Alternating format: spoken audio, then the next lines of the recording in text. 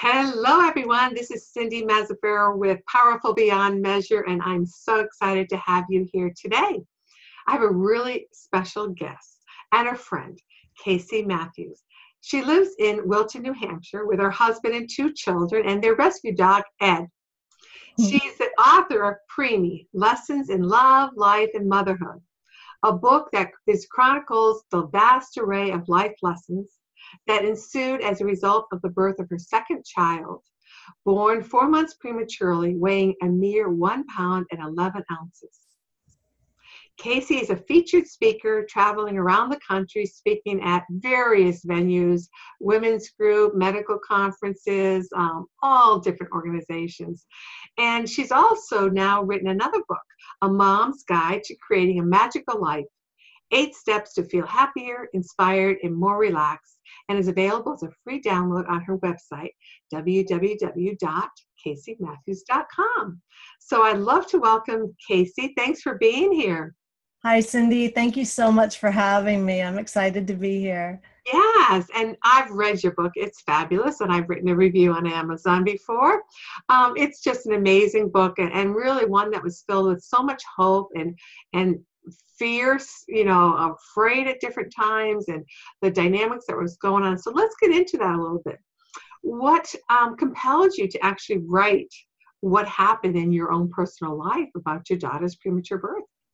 So the reason why I wrote the book, I didn't write a word about Andy as my daughter. I didn't write a word about her book until her birth, until she was 7.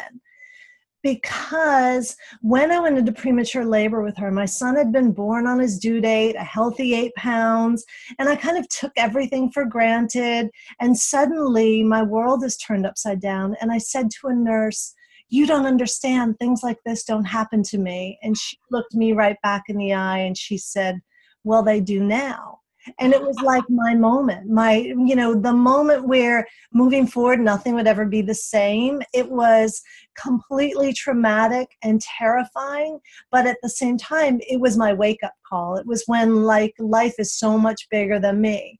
But the trauma was so great, and I was living in such constant fear of my daughter dying. I just didn't know, and all I wanted was to fast forward 10 years and just know everything was going to be okay. So it was always keeping me out of the present, and I was keeping the fear just hidden so down deep inside that my family and friends didn't even know that's where I was. Nobody knew until I started writing about it in the book that that's the place I'd been in. So finally, when my daughter was turning 7 years old, I thought, I can't be the only mom or the only trauma survivor who's carrying all this fear down deep and feeling all these terrible things about themselves. I'm going to speak my truth and say it out loud. And that was what prompted me to free other people by speaking my truth out loud, to free everybody else to know it's okay for them to speak their truth out loud. And that's exactly what happened. It was just sort of this incoming of people saying, "Thank you so much. I can finally say it now too." So that was my why. That's why I did it. Right. Well, that's good. And, I think that this brings up for everyone that's listening to this video is that, you might not have a preemie, but that we all have different situations in our life that create so much fear and unrest. And sometimes you feel like I can't make it the next day, whether it's your own health issues, you have a child who's dealing with drugs or bad environment, all these different things, that we are so strong. And you found that you had this enormous inner strength and greater faith that you developed with your, creator. And that, until we walk that path, we don't realize how resilient we are, how strong we really are. And often when you get to look back many years later, as you have, you see the wisdom that came out of it and how your book has been able to transform other people that are going through it presently, to find peace, to find a place to launch from it, to move past it, and how to keep the family as a whole too. And there's so many family dynamics going on. Right, right. Yeah, it is so universal. I always say for me, my wake up was a premature birth. For others, it's a car accident or a medical diagnosis or a divorce or a death of a loved one or even, a move or even a positive event, a job change that you don't quite feel you measure up to. Whatever that moment is, it's how we respond to it. And that's what really, what I wrote the book about. So yes, it's really about a premature baby, but it's really not. It's the universal theme about overcoming fear and choosing love. I mean, that's what it's really at its core about.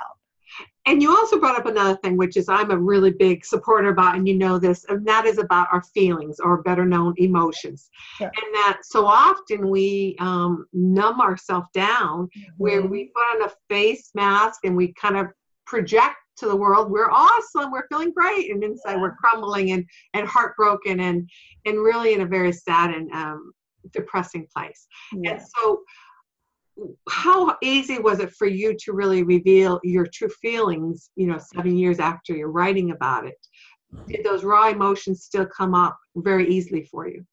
Yes. And that was it. When I decided, okay, I'm not going to live my life this way anymore. I mean, it was my aha moment. It was, I can't keep moving forward like this. And when I made this commitment to stand up and bring that fear out of the darkness to light, I wasn't going to tell my story halfway. It wasn't going to be, well, kind of the truth, but I'm not going to reveal all of it. I made this pledge to myself, and for all the people that were going to read it, I'm going to pull the curtain back 110% and put it all the way out there. And I did, but I will say that's a lot easier, as you know, as a writer, a lot easier to do at your desk in your house and let it pour onto the page, into the computer. But then the book is a book, and you go out in the world and you're standing in front of audiences of, huge audiences. And then there's this whole thing of, oh my Lord, what have I done? All these people are going to judge me for the things I say and what I did. But again, it's just another step on the path of standing up and facing your fear and owning your truth, so it was kind of like I thought I had done it by writing the book, and then it was like, oh yeah, you think you got this lesson, well, let's try this, right? Yes, you're on to the next highway, exactly. Next path, learning and growing more.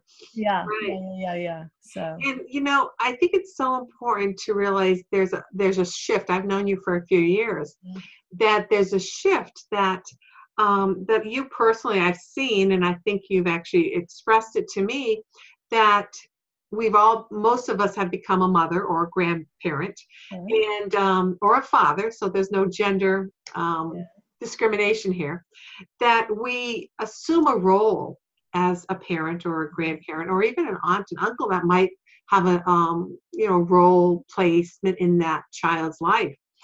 And there comes a time, and I know I also found this in my own children, my 2 adult sons, that we need to let them take on their path, take on their problems, their successes, and that we have to somehow separate. There needs to be a separation, because as parents, our ultimate goal, at least the way I see it, is to raise independent, thriving, passionate, hopefully faithful children that become adults and that really can live their life and not be controlled or dominated or protected even, by the parents. Did you find that you can even see that happening now as your daughter is now? How old is your daughter?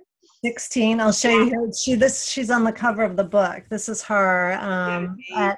And my son's on the back too. So this is her at, I think, 10 or 11, so she's now 16 and she's in South Africa for 5 weeks. So, talking about letting go and, I think you really get to the heart of so much. It's this wanting to always keep them protected and wanting to, like I said, wanting to know the future and to be able to see it and feeling like as parents and caregivers, like we have all the control. And if we keep clearing the path and making all these decisions, nothing can go wrong. But as you know, and you write so much about in your book, and I learned myself too, it's we take away the learning opportunities. You know, they came here to walk their own path and learn their own lessons. So that's a lot of the broader work that I'm doing now, because especially working with moms in particular, there's such high expectations, both as a parent and for the children. And we are just doing so much all the time. And there's so little breathing space. And, you know, the family unit itself is starting to fall apart. And I come at it from a little bit of a different angle, in that it speaks to very much what you were saying. It's really about mom finding her own fulfillment and wholeness and her own passions and with who she is. And by doing that, she's not only modeling for her children, but she's getting out of the way for them to do that for themselves. Exactly. And part of that is, you know, I mean, I loved being a mother. Don't get me wrong. And I was a physical therapist and a business owner at the same time, but I loved being a mother, and I took them all to their sports, and I know you did too with your children. Yeah. But, you know, we become so infused and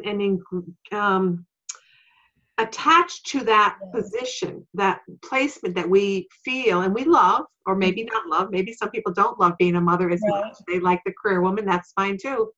But it's hard to separate yourself. We are not a position. We are not the business owner. We're not just a mother. We are this individual that has unique gifts and passions and desires that go beyond our parents, our siblings, our, you know, co-workers, our friends, and that we need to awaken to that place that really also allows for greater growth. And our timeline changes. You know, we have cycles, downs. We're a mother where, you know, they start to grow up, but they don't need us as much. And we need to be able to oscillate with that time continuum. Yeah, I think as mothers, we are naturally such givers, and of course dads too, but I think we are willing to give and give and give until we have nothing left. And if we can flip that and turn the lens on ourselves and give to ourselves first, in very simple ways, you know, reading your book, reading my book, filling your filling your empty well, feeding your soul. It doesn't have to be that you've completely taken yourself away from the kids. It's doing these little things throughout your days that will fill you and make you so much more available and have even more to give than you ever thought was possible. Right. And one of the things I love the most, and we just kind of touched upon it, is the greatest gift we can give anyone, our children, our adult children, even, you know, our children that are now 30, 40, 56 years old, is empowerment. Let them know that you trust them, that they're going to come up with the right answer for them. And it might not be the best answer. They might make the wrong choice, but that's part of their growth. That's part of their path that they have to embrace and take ownership of, and that it's not our course, and that there is a place of support and empathy and love, but that it's their path, and we need to have that delineation from that ownership. Yeah, I think you touched on like such a key thing. And I think it is probably the hardest thing in parenting to do, is to empower your children and to let them know you believe in them. And I always go to that analogy of when they're learning to tie their shoes. It's so much easier just to tie their shoes for them so you can get out the door. You know, but then they're 5 and they still don't know how to tie their shoes, and then they're 6 and going to school. So the more we keep taking their lessons and learning away from them, the longer we, you know, prevent them from having them and creating all their own self-belief.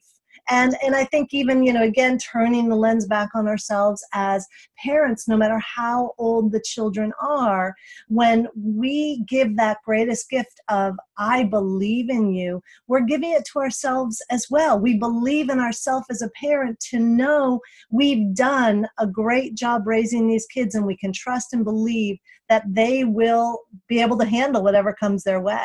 Exactly.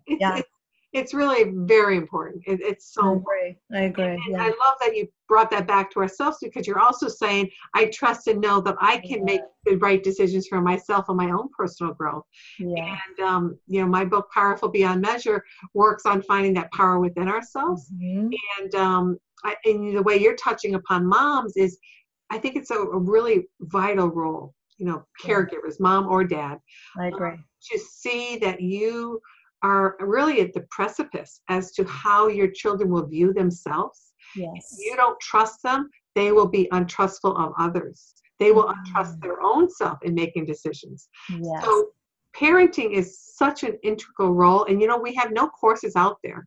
To have a child, you have a child, you give birth, you're not forced to take a 101 child rearing course that teaches you the impact that you play on your children. Yeah. And that's why so many of our family dynamics are really hurting. There is so much mental and emotional illness out there, and families that are broken. 60% of the population get divorced. Or they're single parents anyways, someone died, or maybe one of the parents work 80 hours a week. Well, you might as well say they're not there. Right. So we live in a very difficult, stressful life, and we need to find harmony within our own self and in our home. The metaphor, Cindy, that I really like to use, sort of how I see it in my own mind, is when we as parents, in particular, I feel really strongly that mom is kind of the cornerstone of the home, whether she's a stay-at-home mom or working, and her energy is really what imbues the family. And if mom takes really good care of herself and feels good about herself, I feel like that is this really solid, strong foundation of the home. And then the rest is just this big, beautiful mansion built on top, because the home is free for everybody to have their own space and build on this solid foundation. And it applies to dads too, but there's something I think about the role of mom where we kind of hold it all together in that foundation, and that is shifting in many families. But that piece of the solid foundation to build upon with the parenting life, everything comes so much more easily as a parent for the children when we've built on top of a solid foundation. We know what happens if there's no foundation underneath. It keeps falling and we keep trying to build it back up. So that's the metaphor I love to think about. And it really, really speaks to the importance of turning the lens on ourselves and caring for ourselves on that basic level so that we can be solid and strong and present to our children and family and create this beautiful family space that is missing these days. It is. And that's actually scary to think that the way you wrote about that or said that, that the women are this cornerstone, really, because if the women, the mother, are not this nurturing, they're not empowering, they're not inspiring, then that's why we see children that are so lacking in self-esteem and motivation and expectation of greatness and seeing their abilities. So it's so important individually. And, we all go through it from different vantage point, different roads to the center hub of the wheel, if you will. But it's all about coming true and learning about yourself, no matter where you are in your age. Yep. You're never too old to learn, right? Yep. And I do want to just speak to one thing you said about sort of the nurturing, because interestingly for me, even having this preemie baby, when my son Tucker was born 8 pounds on his due date, I thought, oh my goodness, I don't know how to do this. Like you said, they don't come with an owner's manual, right? So I never felt sort of that real kind of maternal nurturing thing. But I think no matter what, the greatest gift you can give to children in parenting is your presence, to simply be present with them. That's what kids need more than anything. And they learn how to be present to others. And I think there's so much distraction in our lives today that is a huge challenge. And it kind of breaks my heart when I see people not being present to their kids and kids learning not to be present in return. And that is a cycle that needs to be broken. There are so many dysfunctional cycles that are happening. You are exactly right. And being present is very integral, and not just with your children. Engaging what we're in this conversation, if you're listening, being present. Are you still making yourself supper when you're doing this, or checking your texts? Are you present with what is happening in your life? And it's so important to really honor the now and really enjoy and its Yes. greatness. That's where I talk about with parenting, when we put so much in front of us and we're so busy and we almost think of our children as kind of just tasks on our to-do list, we miss the magic. Those beautiful moments, parenting, no matter what the age, when we're present and available and really there, that's when you see the magic. You know, you're available, and not just in parenting, but in life in general. You know, you wake up and say, wow, look at all this around me. You know, so you don't want to miss that. You don't want to miss the magic, right? No, exactly. Yeah. Well, this has been great. And so why don't you hold your book up again, and you can Okay. reach Kasey at KaseyMathews.com is her website. It's a really great book. And I encourage you, I know it's available on Amazon, Yes. right? Yes. So go and check out the reviews and order your copy. It's a really wonderful read. And Thank you know, you. it's just wonderful. So Yeah. thank And you. if anybody wants to download my book too, that's on the website, which is really helpful for moms. Lots of good practical exercises. So Great. yeah. Great. Wonderful. Well, thank you for taking the time, Kasey. And for all the listeners that are here listening, I thank you and honor you for being here. And hopefully something in this interview actually connected and spoke to you personally, no matter where you are in the journey. Synchronicity and messages and miracles are coming every day to you. Be open to receiving them all. Until the next time, you are powerful beyond measure. Take care.